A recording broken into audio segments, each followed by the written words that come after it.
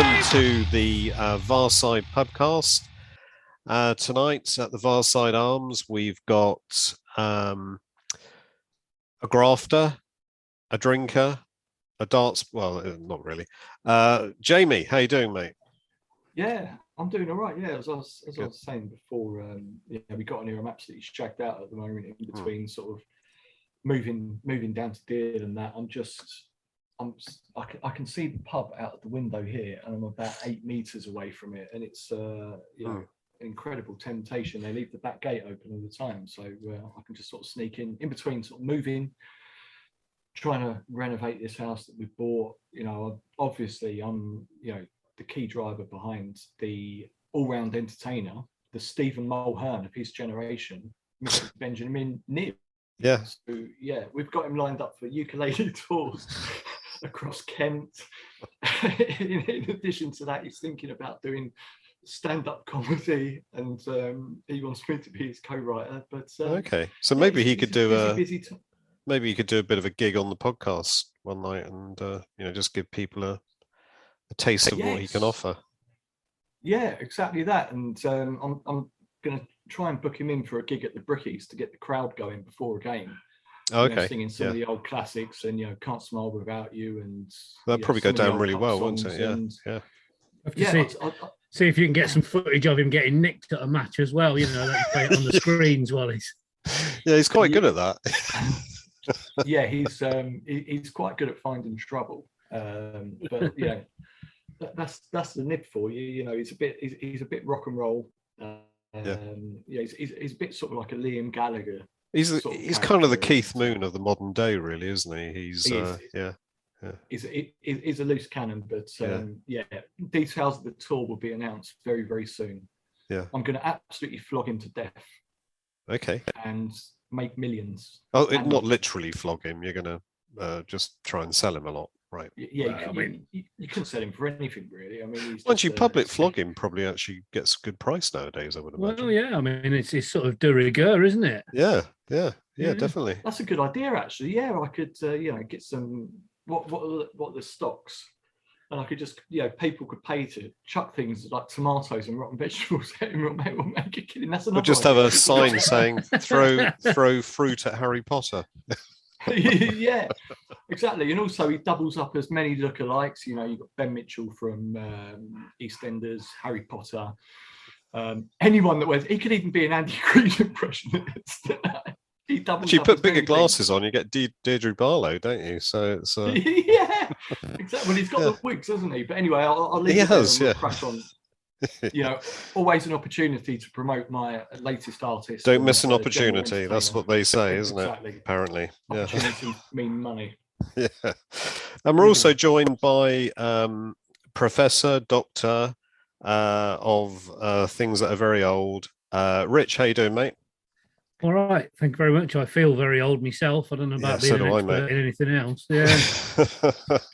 You will. Although I don't really have the same excuses as Jamie. I haven't just moved house, and I'm not having to do any particularly strenuous renovations. So I'm just worn out from sitting around in Rome for a week, drinking beer and looking at the sunshine. So that did sound tough, actually. Yeah. It was a hard gig, man. It really was. Yeah. People that make you do these things, they should be told off, really, shouldn't they? So, well, yeah. I mean, the hardest part about the entire experience that we may come back to if we're struggling for content was having to defend our club against all the Jose fans that are running around Rome at the moment, of which there are many. Yeah. It's all going a bit pro Jose at the moment, isn't it? To not go too far on this subject, but I mean, they're fifth in the league. I mean, what's the big thing? I don't know. But there we are. The Jose fanboys. There we go. So, where do we start tonight? Because we went on a 4-game winning run, knocking in like 500 goals, and Brighton rock up at White Hart Lane. And things weren't so easy on Saturday. Did you obviously, Jamie, you didn't go to the game, did you? Because you were busy knocking down walls and stuff. And yeah, I didn't go to the game, but I gave myself a grafter's lunch break, and I fucked off at 12:30 to go and watch the game in a pub where there was no volume. Oh. Actually, there was volume. It was the Aston Villa game I watched the other week, and there was no volume. I've lost track of the days. So yeah, I did watch it. Did you think when you watched the Villa game you were at the Emirates then, or was it? Well, there was a DJ playing in the background, so. I see. Gotcha. It was quite lively and full of twats buying 2-for-1 cocktails and clogging the bar up. But anyway, Brighton game, I watched it, and it's not really. It fall asleep. Appalling, wasn't it? It was appalling. Yeah. Well, from a Brighton point of view, I thought it was it went pretty well for them. They came to do what they wanted to do, and they kind of out tacticked Tony, didn't they? Yeah, well, that's the thing. I mean, you must be in your element now. I think you called Graham Potter once Dreamy Potter. Was that you? It was probably me. Yep. So yeah, he completely outthought us. It's just every single player on our side had an absolutely diabolical game. I mean, sometimes you'll get a game where you've got 2 or 3 players that are off the boil, but the whole core of the team, it was just, I just can't put my finger on it. And we took ages to make any sort of meaningful change to the lineup. I mean, Son had a poor game, and I don't understand the logic of bringing in Bergwijn in on the 88th minute of the game with a couple of minutes left, although he had a golden opportunity to win us the game. Yeah, he did. He did. So, yeah. But the thing is, though, we had the chances to kill that game off. Yep. We had how many shots on target? We had no shots on target. Yeah, we had no shots on target, but the opportunities were there to have got the ball on target, which is the most frustrating thing. Yep. What about you, Rich? Were you there, Rich, on Saturday? No. I did have a ticket, but then didn't go. I let somebody else have the wonderful opportunity and was glad of it, because had I spent 6 hours travelling there and back for that, I'd have been fucking delighted. Yeah, that would have been great fun. Yeah. Exactly. Yeah. I don't know what it was. I think I had a bit of an inkling that it wasn't going to be as easy as all that. Not that I sort of tend to shy away from games that I think we're going to lose, because, from my own perspective, that would mean I'd never go. But it's it was all going too well, wasn't it?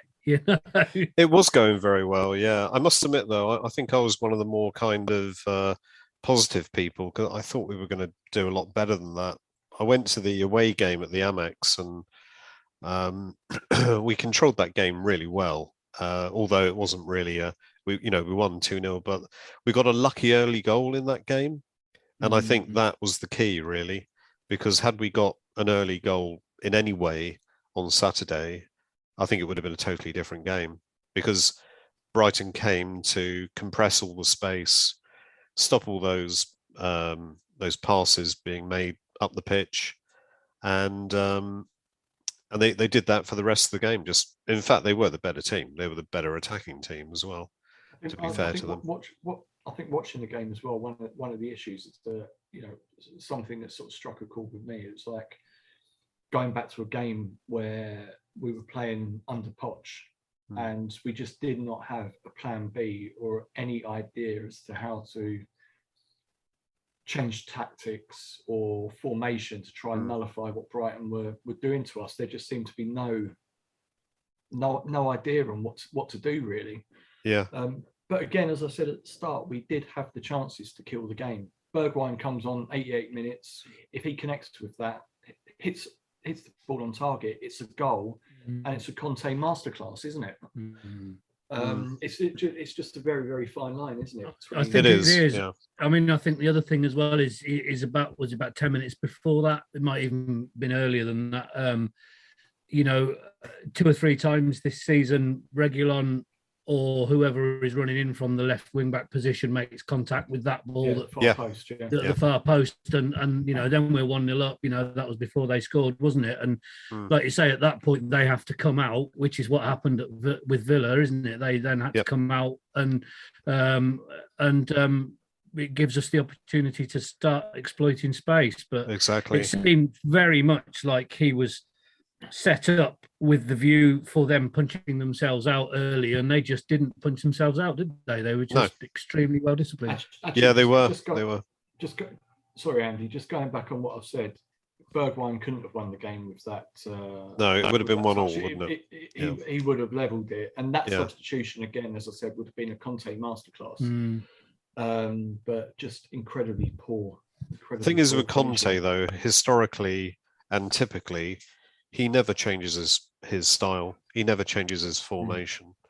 And, that's not how he works. He works on the basis that you stick to his plan and then you just believe in it and eventually it will work. Yeah, so we're better than you, regardless of what way you set up against us, and our plan will win every single time. It's just a shame of players. Yeah, exactly. But of course, that's not always going to work, and you are going to end up losing games because people will know how to play the Conte system. They know how. Everybody knows kind of how to play it.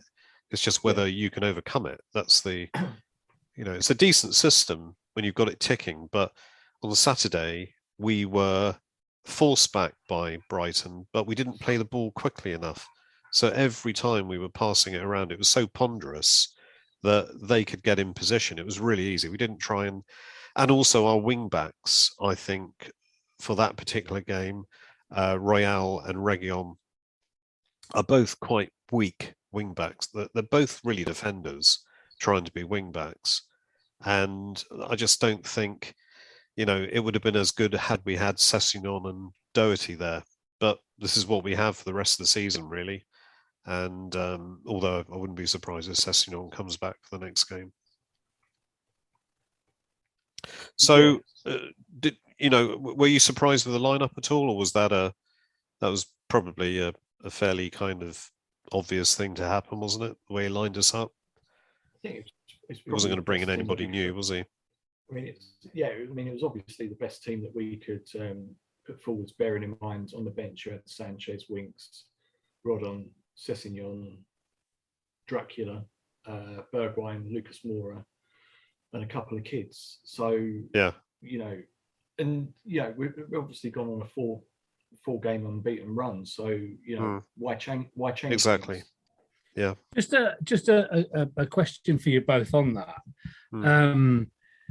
Bentancur and Kulusevski had played 10 games straight since they'd come in, which is obviously a couple of months ago now. After about 10 or 11 games of Conte coming to Spurs, we hit a similar wall as a team collectively, didn't we? We started picking up points, our form improved, and then it it stuttered, and we seemed to dropped off. It dropped off, and I wondered, a lot of it. A lot of talk at the time, whether or not it was ever proven or taken any further, I don't know. But was that this was perhaps the net result of the more intensive training regime, having to take on Conte's ideas and having to work to a different plan, and it being a lot more intense than it had been under Nuno and Jose at Spurs before that. I wonder, obviously Bentancur and Kulusevski were really off the boil, a lot slower, a lot less influential. Certainly I noticed Bentancur was sort of anonymous for quite long periods of that. And I wonder whether or not this is them catching up with that same curve, that they've had this kind of very, very steep training, increase, having to take on the new system, having to work in a new environment. They've had 10 full matches between them, probably only coming. I can't remember if either of them have really been substituted. I don't know about Bentancur, but Kulusevski. I think he has a couple of times. He has a couple of times for Lucas, hasn't he? So, but whether or not this is them hitting that same physical wall, and it could what be. That means if it is, it could. That's true. Yeah. This is the benefit of having a doctor on the podcast, because physicality and Rich, I've got a couple of grafting problems that I've developed over the last couple of days. So can I send you a couple of pictures after Yeah, I mean, I'm perfectly qualified to examine and diagnose this, but only after you've been dead for about 500 years. I